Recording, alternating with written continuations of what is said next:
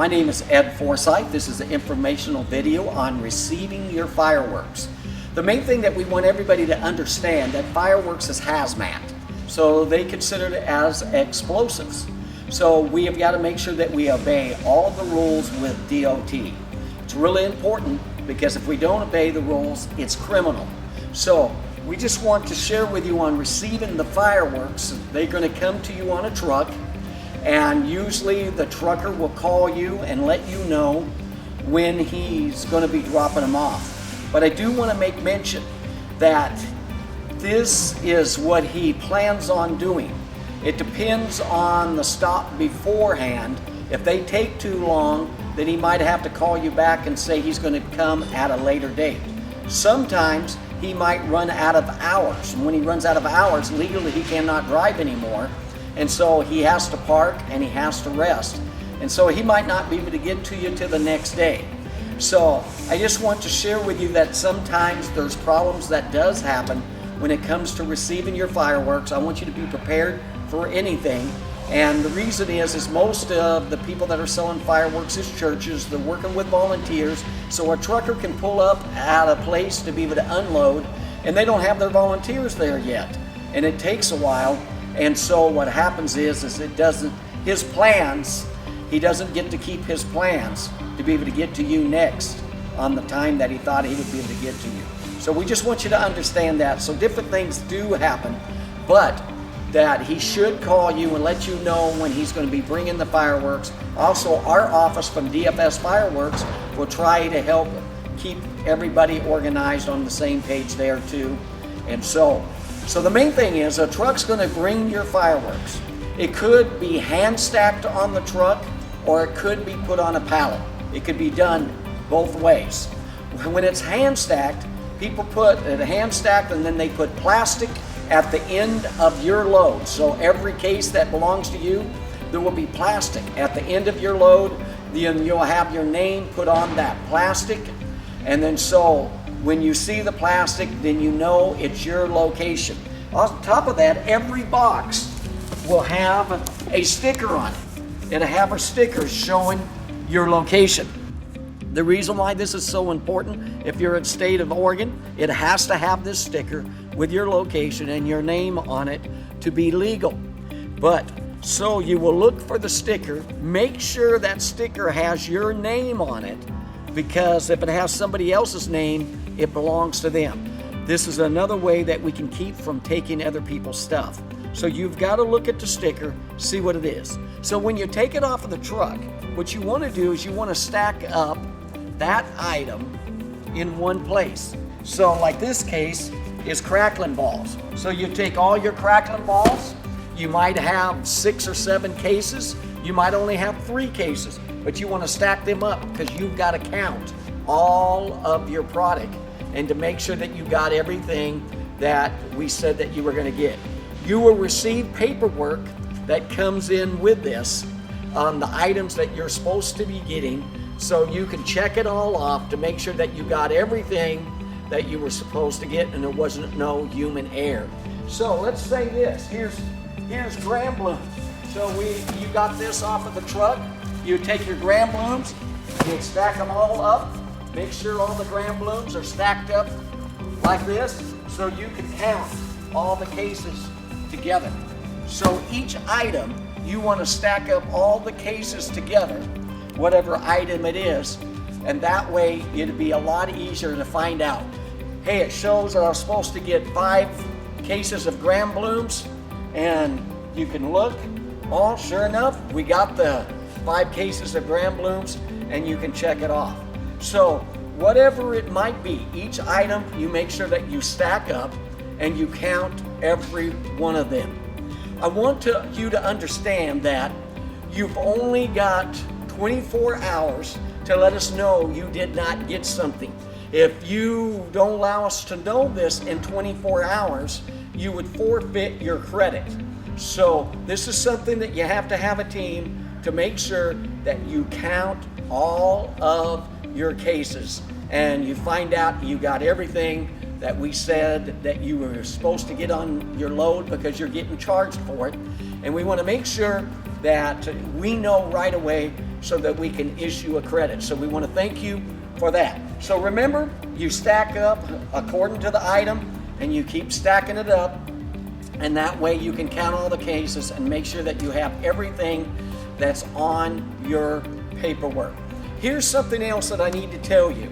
Receiving fireworks, yes, you want to make sure you count all your fireworks, but you also want to keep all of your boxes. To be legal for shipping, you have to have the 1.4 G on every box. So I want you to notice this. This is the 1.4 G. This 1.4 G can never be covered up. It's got to be seen, so you can't put any markings on it or anything like that. You want to make sure that this can be seen by law. If the truck should get inspected, they've got to be able to find this on the box. So what we're asking everybody to do is when you receive your fireworks, when you debox your fireworks, you've got to make sure you keep every fireworks box. You cannot lose these fireworks boxes because you've got to return fireworks, and they need to be returned in the fireworks box that they were shipped to you. So you cannot ship fireworks in boxes that does not have the 1.4 G. It's illegal, it's criminal. So you've got to hang on to every box that you have. Now the problem is some places rain and all of that, so you can't just throw it outside, nor do you want to just throw it outside. It doesn't look good. Wind comes up, it starts blowing all over the place. And so you've got to think all of this thing through. Lots of times you can take and you can stack up boxes, you can put them underneath the tables, stacked up, but you got to have them off of the ground. And so what we do is we use PVC pipe normally, and we would ask you to get some PVC pipe, put them underneath the tables. You would need 2 pieces, and that way you can set the box on both of those pieces. It'll be off of the ground, and that way it will not get wet. Because if the boxes get wet, they're not usable anymore. So they have got to remain dry. You've got to keep every box, everyone from every one of them. You say, well, you know what, we're going to sell a lot of fireworks, we don't need these boxes. But you don't know how much fireworks you're going to sell. So you do need these boxes because you got to return fireworks in these boxes. We do not have extra boxes to ship to you if you throw away all of your fireworks boxes or they get ruined. So you got to make sure that you protect it. So you can put them underneath the tables. You can put them on pallets, stack it up on pallets, make sure that way it won't get wet either.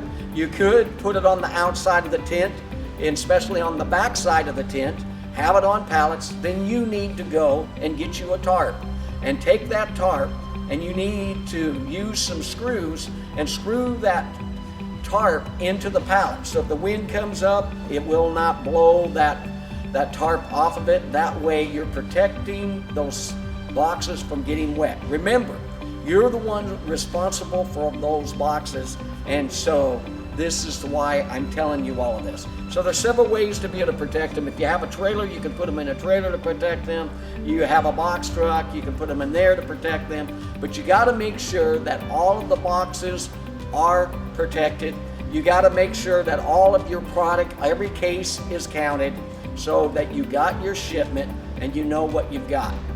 After that, after you've done all of the count, then you could start taking your boxes and bringing them to where your tables are on the inside of your tent. Hopefully by then your tables are already at least decorated on the top. You got your PVC pipe up on the top. You need to make sure that you watch your decorational video. It explains all of that, getting your tables all ready. You want to get your tables ready so you be prepared to receive your fireworks. It'll make it a lot easier. Sometimes though, fireworks might come in early, and so you didn't get time to do your tables. That's okay. Just take and stack up your fireworks inside the tent in a corner, and then get all of your tables up first. Then you can start grabbing your fireworks and putting them where you want to put them on the table. So that's how you would go about it. You want to make sure that every case of a particular item, like it's Grand Blooms, you put all of those cases in the same place where you planning on putting them up on the table. So later in the season, when you need another case, you can look underneath the table, and there you go. You got your cases right there, so you're not hunting all over the place to find those cases. I will say this though, it's probably wisdom to still check underneath all of your tables, like right before the third or the fourth, and see if somebody accidentally put a case someplace else, and so that you can find out that you have some more of that particular item. You want to make sure you keep track of all of those items so that you will know where they're at, so when it's the busy days that you will find it, because you'll send a volunteer or someone to go and put some more of that item up, and if you have that under another table way far away from where it's being displayed, they might think that you don't have any of that. So make sure you check out underneath all of the tables, keep it organized under where you're putting that item on the table. That's really important. So again, for receiving, you will have a truck come either hand stacked or they will be on pallets. When it's hand stacked, you'll see your location, have plastic, it will be there, it'll have the name of your location, and each one of your boxes will have a sticker on them. Make sure you do not take somebody else's box. You got to take them off of the truck speedily. The trucker cannot be there all day long. Why? Because some other group is waiting for that trucker to get there to drop off their fireworks, because he'll go to several different locations to drop off fireworks. So you got to make sure that you have plenty of people. The least amount of people is going to be 2 people on unloading your truck. It would be great if you have 3 people or even more to be able to unload the truck. You want to make sure you get the stuff off as fast as possible. Make sure that you stack each item up in the same spot so that you can count every case of that particular item easily. Make sure you count it all on the paperwork.